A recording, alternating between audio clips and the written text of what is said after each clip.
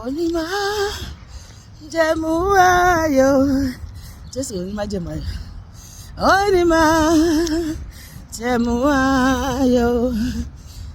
onímọ̀ jẹ̀mú ayọ̀ dákun má gbàgbé mi o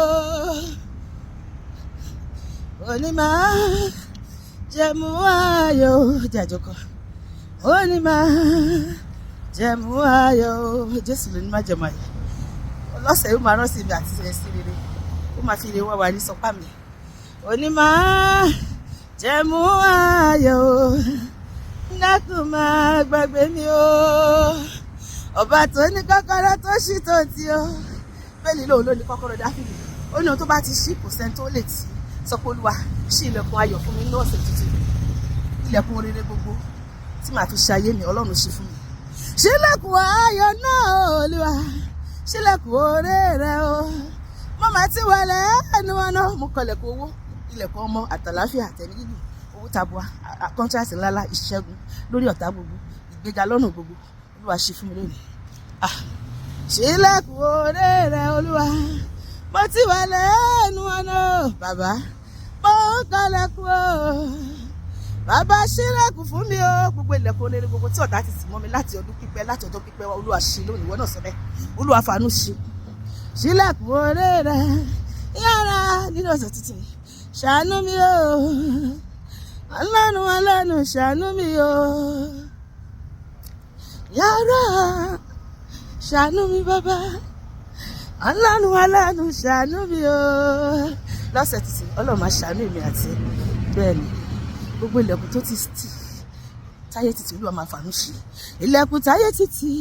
ilẹ̀kùn ọmọ bíbí Olúwa ṣí fún mi ilẹ̀kùn àlùyọ tó láyé já nínú ìpè nínú iṣẹ́ ìránṣẹ́ mi Olúwa ṣí fún mi ilẹ̀kùn gbígbá níbi iṣẹ́ mi Olúwa ṣí fún mi ilẹ̀kùn ìrọ̀rùn ìfọkànbalẹ̀ iṣẹ́ rere owó tabua ìbùkún ẹ̀mí gígùn àlàáfíà ayọ̀ kíkún ṣí fún mi Olúwa ṣí gbogbo ọkọ̀ tó fẹ́ lóyún ká lóyún lóṣù yìí gbogbo ọkọ̀ tó fẹ́ lọ́kọ kó pàdé ọkọ wọn gbogbo ọkọ̀ tó fẹ́ láya kó pàdé aya wọn gbogbo ọkọ̀ tó fẹ́ rè ìlú ìbò kọ́nà kò ṣí fún wọn gbogbo ọkọ̀ tó ń wá ìwòsàn ìmúláradá kí gbogbo ìmúláradá náà kó jẹ́ tèmi tẹ̀rẹ̀ gbogbo rere gbogbo tí a fi ń ṣayé kó jẹ́ tiwa lọ́sẹ̀ yìí sọpá mi Olúwa máa ṣe ilẹ̀kùn táyé títì Jésù ó bá mi ṣí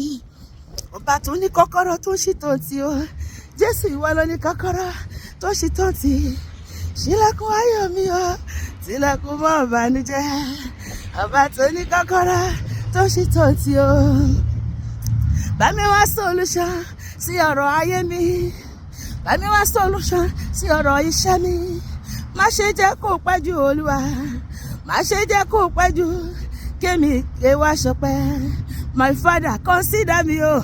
find solution to my case o I don't know what your case is about but Jesus have the solution. He said all power in heaven and earth has been given unto me. I see that power resting on me and you solving all our problems today, giving us permanent solution to every long-standing problems and issues in our lives, every difficult situation. God make a way for me and you today in the name of Jesus. My Father, consider me, find solution to my case, yo.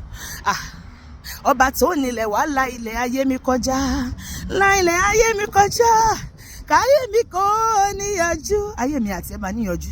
la ilẹ̀ ayé mi kọjá. Káyé mi kò ní túmọ̀ o ọba tó nílẹ̀ o wàhálà ilẹ̀ ayé mi kọjá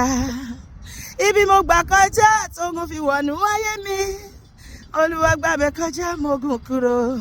láyé mi Olúwa gbàbẹ kọjá kó mo gùn kúrò láyé mi Ọlọ́run tó ní agbára láti ṣe kíbi àti bẹ́ẹ̀ lọ á ṣílẹ̀kùn ayọ̀ fẹ́mi àti ẹ̀ lónìí lọ́sẹ̀ lóṣù lọ́dún lórúkọ Jésù àmín.